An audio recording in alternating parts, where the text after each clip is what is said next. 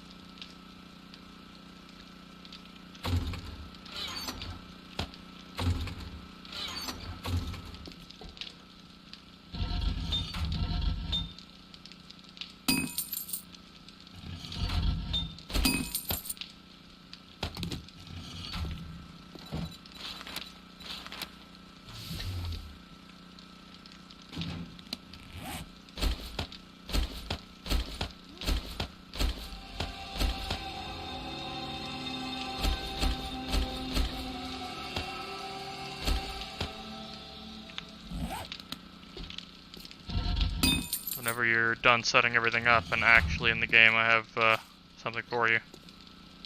Alright, I guess I'm just gonna have to just hope that I know when it's recording and when it's not. I'm literally just going to leave mine recording 24/7. Well, maybe not 24/7, but as long as we're talking. Gotcha. Now, you don't hear any server startup, so the server is not under load while a horrible load while running the server.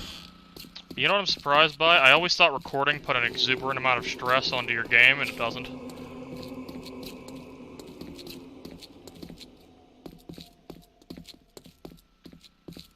Okay, are you actually in the game now?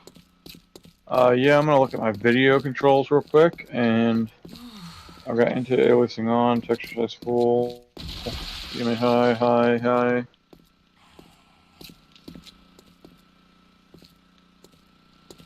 More particles.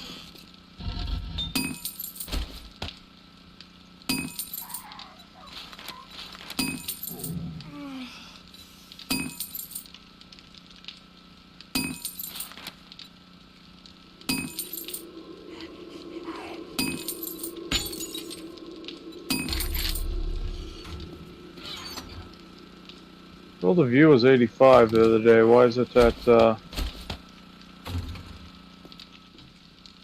actually, I'll probably put it at 75 and see how it looks. Okay, I can't play at 75.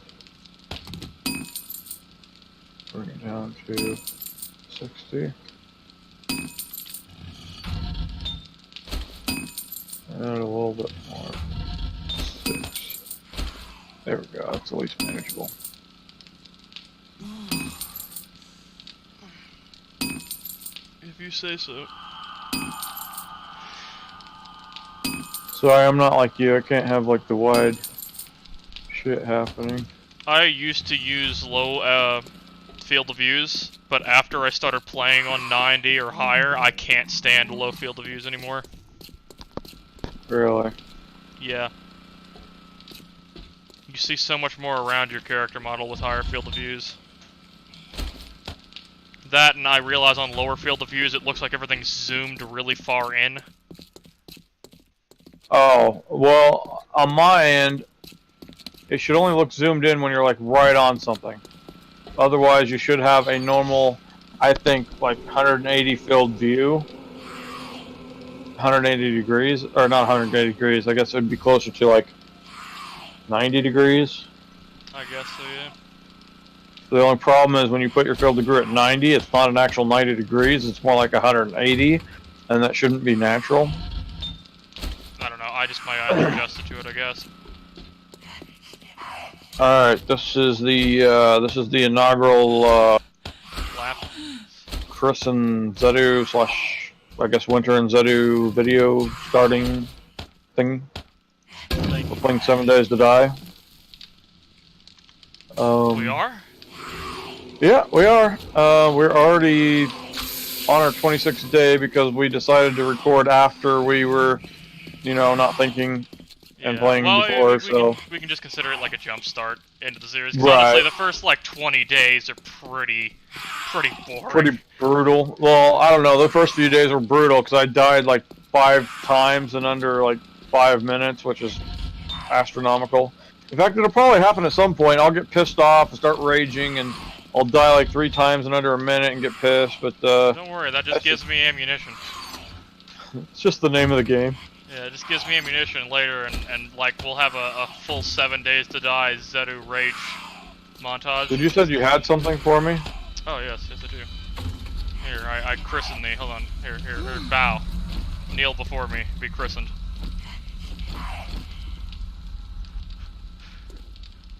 Arise. You won't see it on your end, but I actually christened you. Here you go. Oh. Look at the durability on that. That's what I'm talking about. Yeah, look at the durability on that. Oh, that's what I'm talking about, buddy. You know how many cars I can wrench with this thing? A lot. I've also started melting down weapons and stuff that's of such a low durability I don't value upgrading. Oh, okay. So that is a thing. Yeah, I think I stuck the last thing in there. We don't need these bone shivs, do we? I can just, like, delete that? Yeah, just drop them on the ground. Okay. They'll despawn after a set amount of time. Sounds good. Yeah, so, me and Winter here, whose name is Winter Solstice, I'll give information at some point in the video or the link to... Yeah, I connected you as a feature onto my channel. You can probably just do that okay. too. I'll have to do that later, yeah. So there's an elevator shaft. We are in a missile silo / military installation. We've made a home here. There used to be cars in this parking garage we got rid of. I'm going to show them around real quick. We have boxes for storage, some of which are almost maxed out. Whoops. That one's almost maxed out. Yeah, we got a workstation. We just put in a generator the other day, like literal other day, not in-game day. We made the cement mixer 2 days ago, or was it about a day ago? About a day ago. That's odd and makes me nervous. What?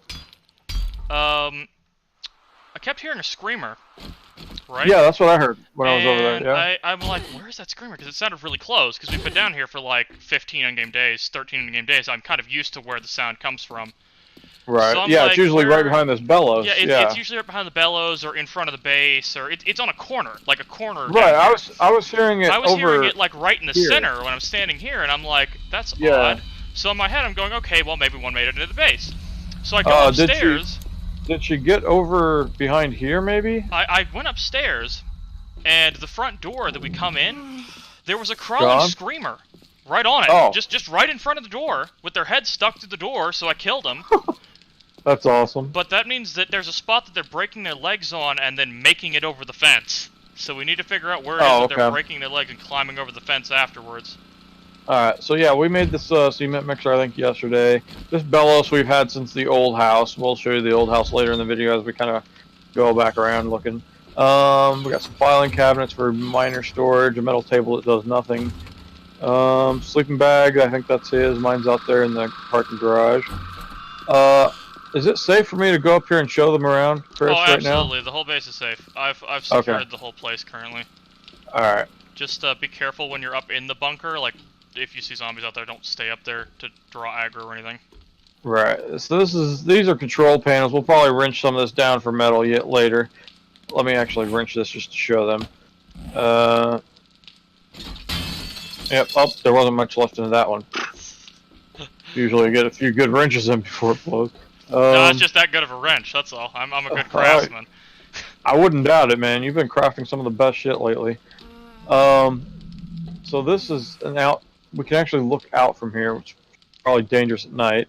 The reason there's light glare is because I've got a miner helmet on, so I can see with this miner's helmet. If you look at my eyes, you'll see that I have something a bit different. Oh yeah, night vision. You can kind of see the missile tube out there from here. With the light on, there's 2 missile tubes. There's only 1 missile left, which, you know.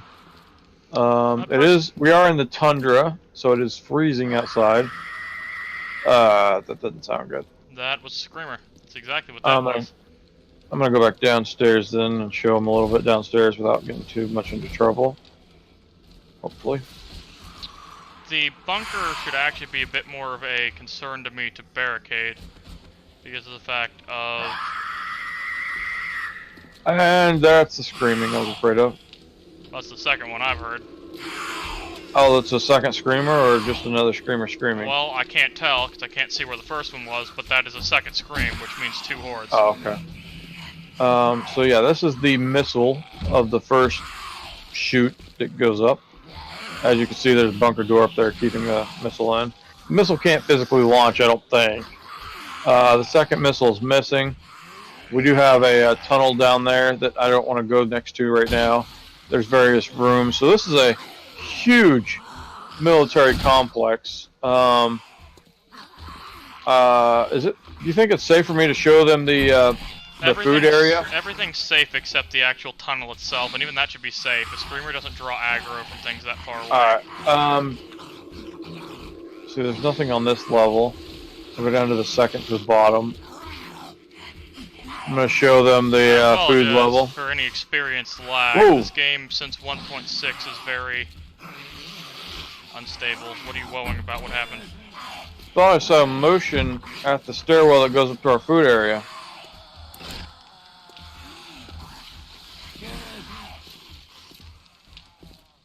Okay, maybe I'm just a little paranoid.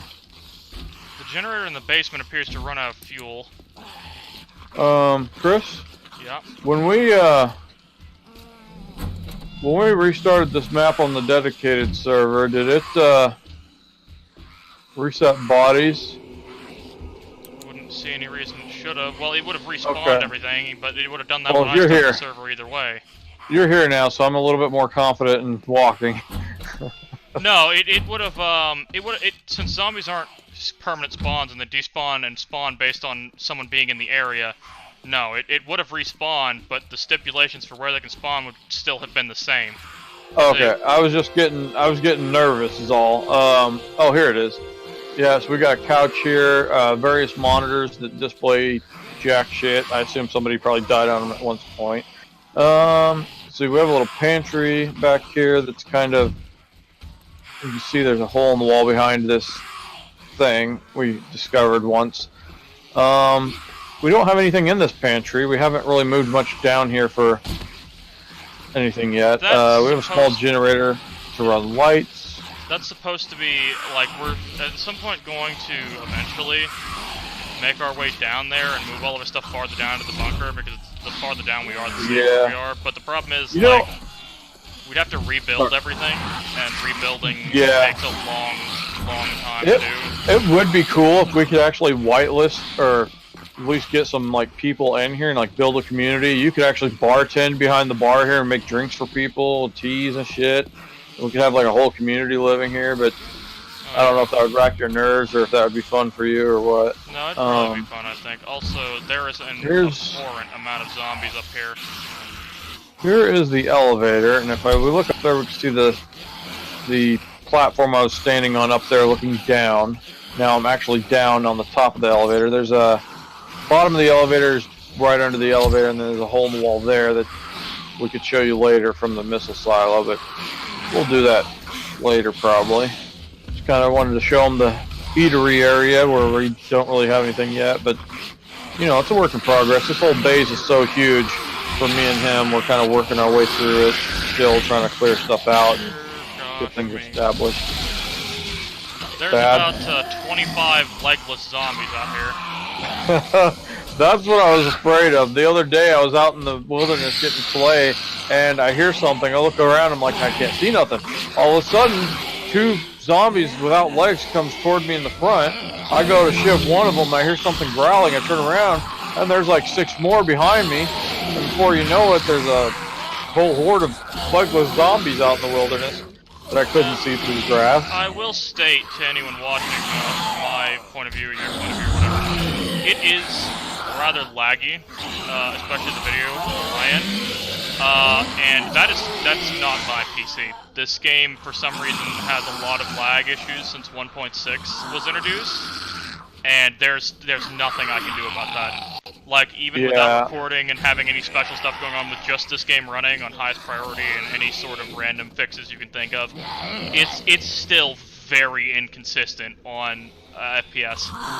Now, did you tell me to have VSync on? Is that correct? I have VSync on, but that's only because if I don't, it throws my frame rate all over the place, just back and forth in every direction you can think of.